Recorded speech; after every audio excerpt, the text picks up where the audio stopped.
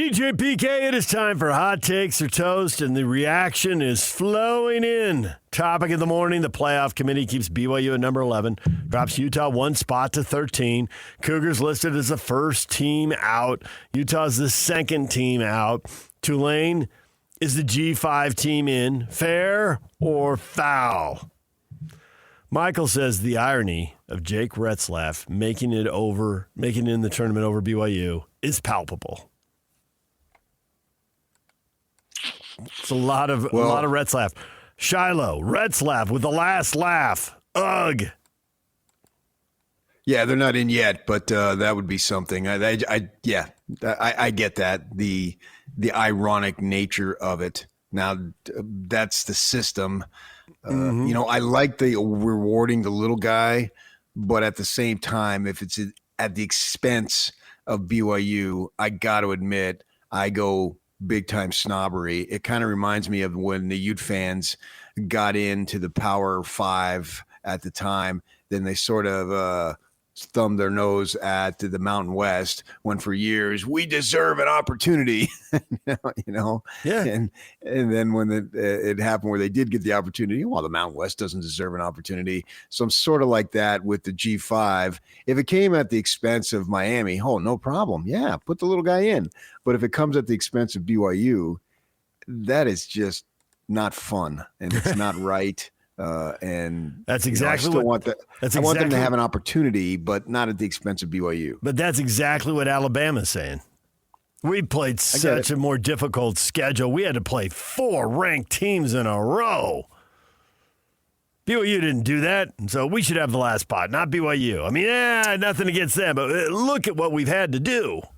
Right, which is why I said Miami, not Notre Dame, or not Alabama. Excuse me. Maybe, and I can even make a case for BYU over Notre Dame, right? Yeah. And Notre Dame, because of my lineage and my father, has a soft spot for me. I've never been a hardcore Notre Dame fan myself. I've never been a hardcore fan of anything myself when it comes to this stuff. But if I'm making a case in what BYU does, because it's interesting, DJ, when you think about it, we've been talking about this for at least a couple years now, that Utah is the most respected program out there, right? And they get a lot of respect. And the great thing about it is they've had to earn it on the field. Nothing that has come their way has been given. It literally has been all earned. And that's something that we all can appreciate. So I have zero problem with Utah getting all this respect. But now when I need them to really get respect for the case of benefiting BYU, it doesn't seem like it's there. Yep. I'd love to argue with you. Yep. And I blame there's a couple things. One, I just think it's brand, and what happened 10 years ago shouldn't matter. None of the players were there, even with the extended eligibility. Nobody was there 10 years ago. And a lot of the coaches have changed jobs, but the fact is it just matters if it's Alabama, Oklahoma, or Notre Dame, because they've mattered for so long. Those 3 schools have mattered our whole life. I mean, there are other schools, Miami and Florida State, are a little newer to the party, but they've still got 30, 40 years under their belt in a way that, our teams don't. Except the problem with that is you're speaking generally, and I agree with you. The general premise is that. But when we're talking about the committee members, that doesn't fly. That stuff shouldn't matter, doesn't matter. That's why it's like when there's a high-profile jury trial, the OJ trial or whatever, the trial of the century, right? And you're wondering, well, how did you come to that verdict? Well, then they interviewed the individual jurors, and some of them spoke. I realized they sent out a spokesman each Tuesday night for a 2 or 3 minute interview, but I would like it when this thing is done in the Sunday after next to be able to have each of these individuals explain your vote. We see now the transparency in the AP votes, right? They put them out there. You can see which man or woman voted this school here and this school there, all the way down. And so there's basically, without them speaking if they don't want to, there's full accountability. I want full accountability for each and every, as Kyle would say, these committee members to say, and I know it would be laborious because there's several of them. Why did you vote the way that you did? Don't give me a jury foreman and that person answers.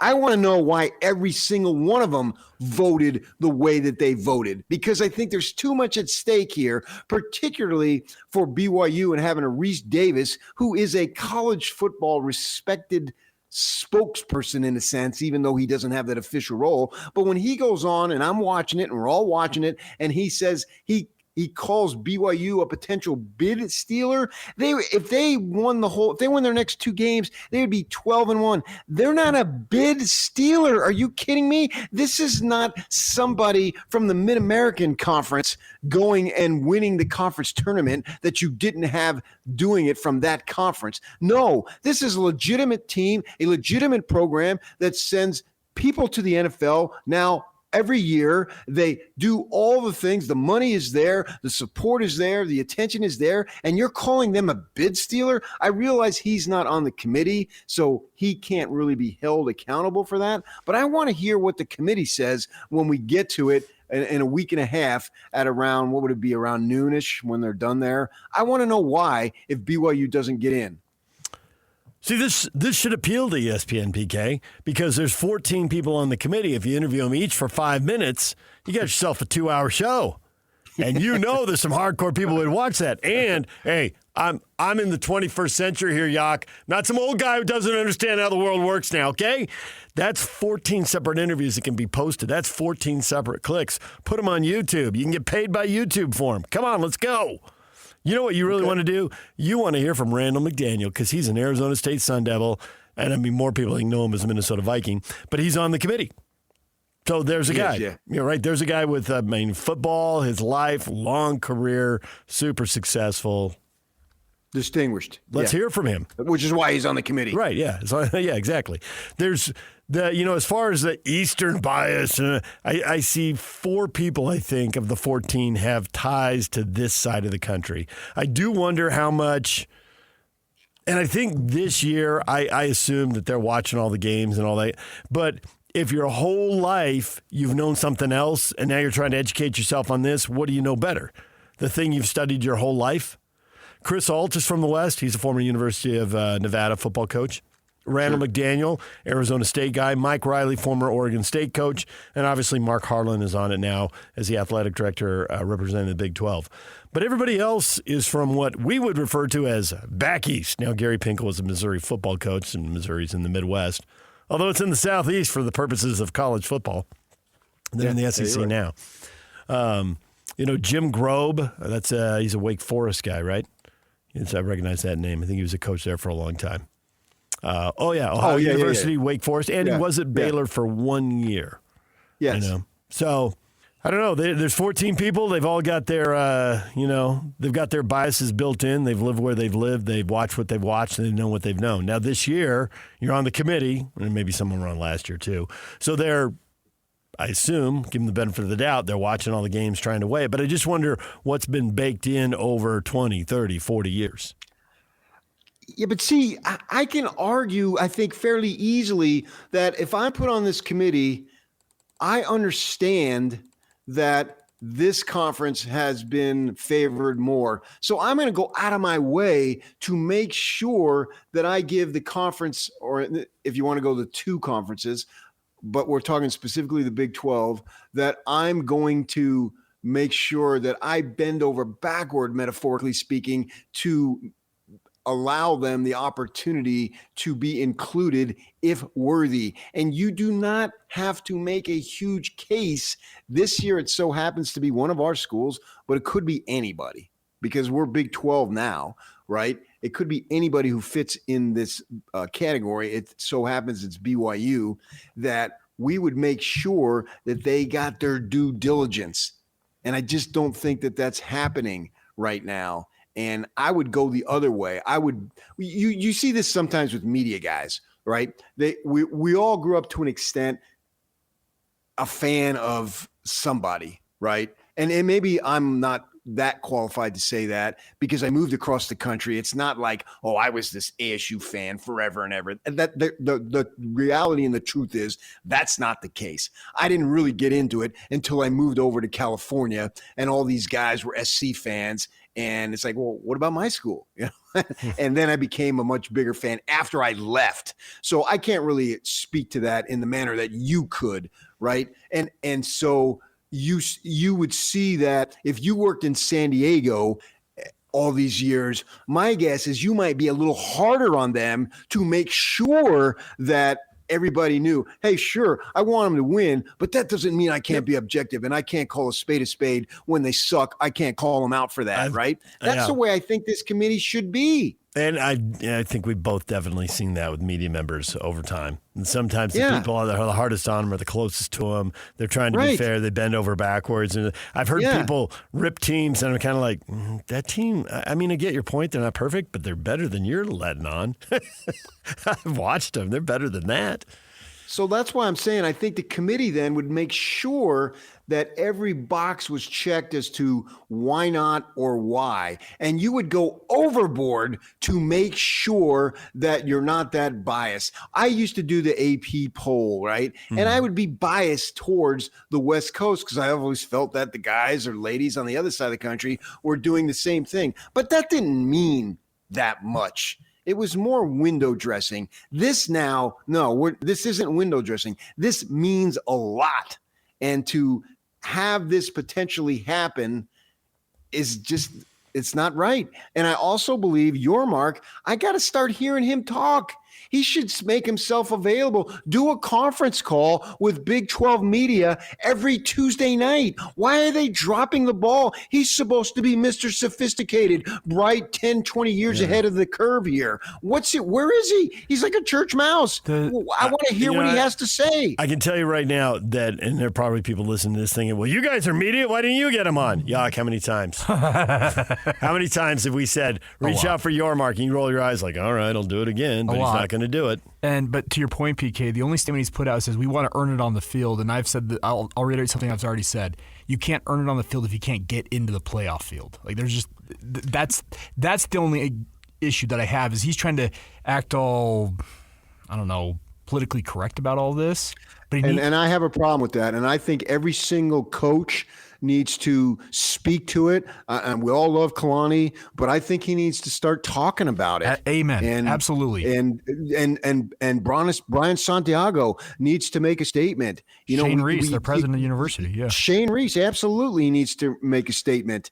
And the conference presidents need to make a statement. And Yormark needs to be leading the charge. It shouldn't be somebody requesting him. He should be sending us email, all the Big 12 media, guys like us, DJ and I, we only have like about 80 friggin' years of experience combined in his business, and they should be having us, making sure that we're there at 6:30, 7 o'clock Mountain Time every Tuesday, and Yormark speaking about what just happened. And if he feels like it's an injustice, then go hard on it. Speak out against it. Why not? What do you have to lose to start politicking? If that's what you need to do, and it shouldn't be that's what you need to do, but if it is what you need to do, then friggin' do it. Stan, just take care of business on Saturday. We will be in. Stan still believes. I don't. Yeah, I'm not holding my breath. Brandon, sadly, no. Unless BYU beats Texas Tech or someone in front of them loses, BYU's out. Prepare yourself. The only caveat is last week when the new dude got up there, and I don't even want to learn his name, so I'm not going to learn it. I'm just going to call him the new dude as far as the chairman. When he said, and we talked about this last week, he said BYU didn't look good. So they win Saturday. They go down to Arlington. I'll be there. I'll know what looks good. You guys will be watching it on television. You know what looks good. Most of our listeners, man, woman, child, will know what looks good. And if BYU looks good by their own acknowledgement, they should be in it. And the great thing about it is Yormark has got 24 hours essentially to plead his case publicly, because the Big 12 season will have been over. And where I'm going with this is the Big 12 plays the first game of the day, if I'm not mistaken, a week from Saturday, right? Mm-hmm. And so with that in mind, all the results will be in. BYU gets beat 42-3. Well, I guess you got me there, even though you could still make a case. But if they look good and it's a competitive game, he then has 24 hours to be on the news cycle saying, this is why we need two teams. And if that point he doesn't do it, then something is really wrong. And I look forward to next July. If he won't come on during the season, he does come on during Big 12 media days. And if that's the case, and I assume I'll be going to it, as I've gone to every single one of them for the last 15 years, even longer than that if you count the Mountain West, then I'm going to ask him point blank, why in the crap didn't you politic for BYU if it comes to that? Now, that's I don't want to have to wait 7-8 months to get that answer, but certainly he needs to be held accountable if he's not out there beating the drum, particularly from Saturday afternoon on till the committee meets Sunday morning. And are they in Dallas? Is that where they meet? Well, guess where the conference title game is? It's right down the road. Go to the freaking building. Talk to them as they're coming in and out. Make your case. That's what it requires. It's unseedy and it's sort of unbecoming, but so bleeping what? If that's what you got to do, that's what you got to do. At least go down fighting. DJ PK, it's 97.5, the KSL Sports Zone. Riley Jensen at the top of the hour right here on The Zone.